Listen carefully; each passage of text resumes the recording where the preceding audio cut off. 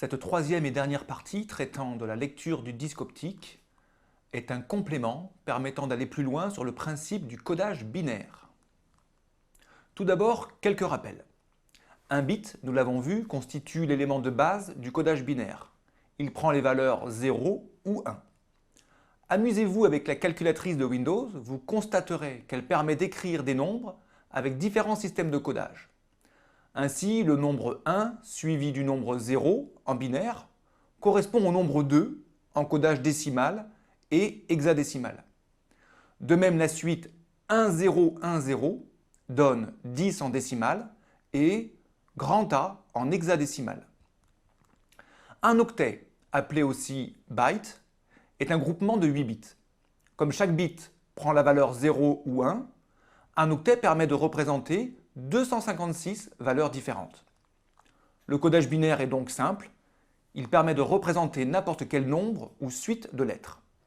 Voici ce que donne le codage binaire de Université de Bordeaux. Cela fait quand même beaucoup de 0 et de 1, mais ça fonctionne. À vous d'expérimenter avec la calculatrice fournie par le système d'exploitation Windows. Vous pouvez comparer les représentations décimales, hexadécimales, octets et binaires de quelques nombres. À vous de jouer.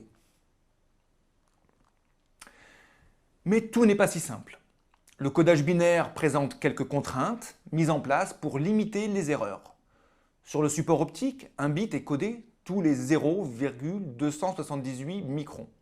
La contrainte 1 est que la longueur d'un creux ou un plat varie entre 2 et 11 bits. La contrainte 2 est qu'il y a au moins 2 zéros et au plus 10 zéros entre chaque 1. Les conséquences sont les suivantes. 8 bits successifs vérifiant les contraintes 1 et 2 ne suffisent pas à la représentation des 256 valeurs d'un octet. D'où la nécessité du codage EFM, qui utilise en fait 14 bits EFM pour traduire correctement 8 bits de données. Il faut aussi introduire des bits pour la correction des erreurs. Tout cela est finalement assez compliqué et nous ne chercherons pas ici à rentrer trop dans les détails. Une conséquence de tout cela est que le nombre de bits présents sur le disque est presque 3 fois plus important que celui nécessaire au codage de l'information brute. Effectivement, le codage numérique est très gourmand en bits, mais il y a tellement de place disponible sur les supports optiques que cela ne nuit aucunement à l'efficacité de la méthode employée. Terminons ce complément avec quelques données numériques pour se rendre compte de la capacité de stockage de ces supports optiques. La musique enregistrée sur un CD est échantillonnée à 44,1 kHz sur 16 bits. Cela permet de reproduire correctement toutes les fréquences audibles par l'oreille humaine. Une seconde de son stéréo occupe ainsi 176 kHz. Cela permet d'enregistrer plus d'1 heure de musique sur un simple CD.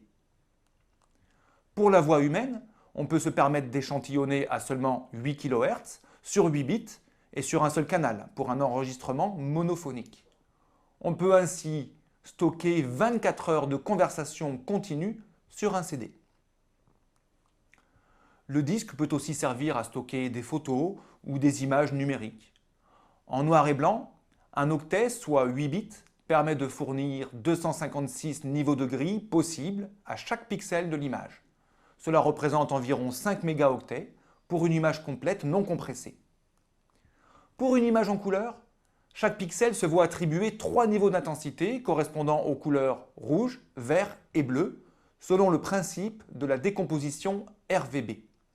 Cela donne donc 3 octets par pixel, soit environ 15 mégaoctets pour stocker l'image complète, sans mode de compression particulier.